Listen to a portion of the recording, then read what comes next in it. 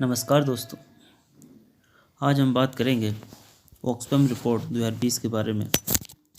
इस बार इस रिपोर्ट का जो टाइटल है वो बड़ा अजीब है। टाइटल का नाम रखा गया है inequality virus report because of कोविड-19। इस कोविड-19 की महामारी में आपने देखा होगा कि किस तरह मजदूर शहरों से निकल के अपने गांव की ओर जा रहे थे। हम जान लेते हैं। The name of Oxfam comes from the Oxford Committee for Famine Relief found in Britain in 1942। इसको जो ऑक्सफैम है, ऑक्सफैम इंटरनेशनल ग्रुप, इस ग्रुप को फाउंड किया गया था 1942 में। मतलब सूखा या फिर ऐसी जो फेमाइन रिलीफ के लिए जो बनाया गया था। International was founded in 1995 group of international non governmental organisation. इसका जो हेडक्वार्टर है वो कहाँ है? नैरोबी, केन्या में। इस रिपोर्ट में कहा गया है कि जो भारत की गरीबी है वह बहुत ही वास्ट स्थिति में है। भारत के जो अमीर हैं उन्होंने अपनी वेल्थ या संपत्ति जो थी उसकी 35% ज़्यादा ग्रोथ की है लास्ट 10th मंथ में।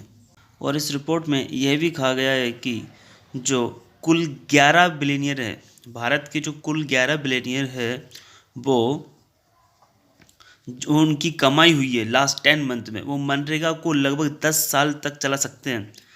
अब आप सोच के देखिए भारत में कितनी गरीबी, बेरोजगारी और भुखमरी होगी। मनरेगा जो कि पूरे भारत के ग्रामीण भारतीयों को रोजगार देता है, जिसमें लगभग 60.8 मिलियन लोग इसमें काम करते हैं, जिसको सिर्फ भारत के 11 अमीर लोग 10 साल तक चला सकते हैं।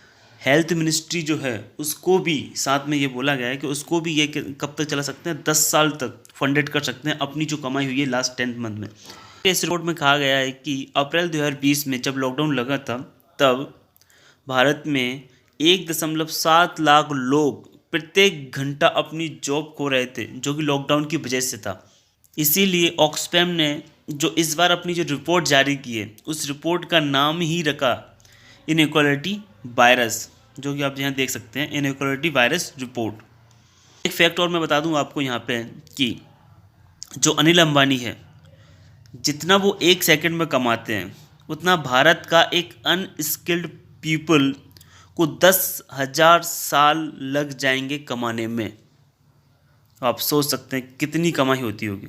और जो भारत के जो बिलियनियर है, 100 बिलियनियर, उनकी जो कमाई है 2009 से लेकर 2021 के बीच में उनकी जो संपत्ति है वो दुगनी हो गई है, लगभग 90% तक बढ़ी हुई है।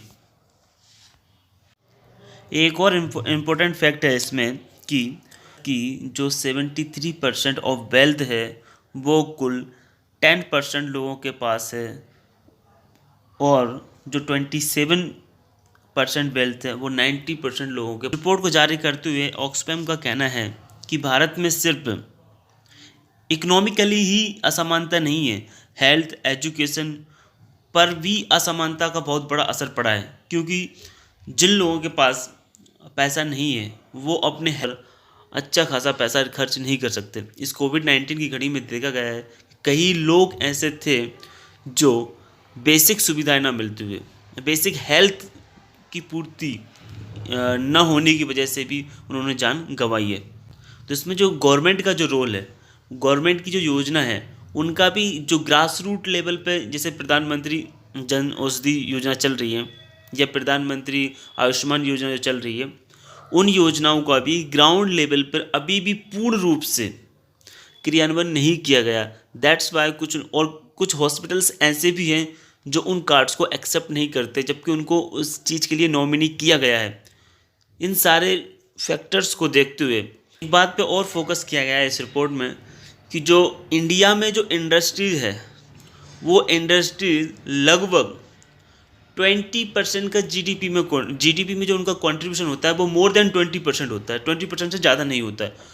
और जो उनका एम्प्लॉयमेंट देने का तरीका है वो एम्प्लॉयमेंट सिर्फ 14% दे सकते हैं, जबकि आगे इसमें बताया गया है कि जो एग्रीकल्चर सेक्टर है या फिर सर्विस सेक्टर है वो इंडिया में 80 to 90% एम्प्लॉयमेंट जनरेट करते हैं और 70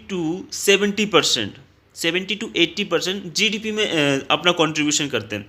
तो आप सोच के देखिए, फिर भी गवर्नमेंट किस पे फोकस करती है? इंडस्ट्रीज पे। तो इंडस्ट्री है इम्पोर्टेंट, बट इतना भी इम्पोर्टेंट नहीं है कि वो इतना एम्प्लॉयमेंट जनरेट कर दे।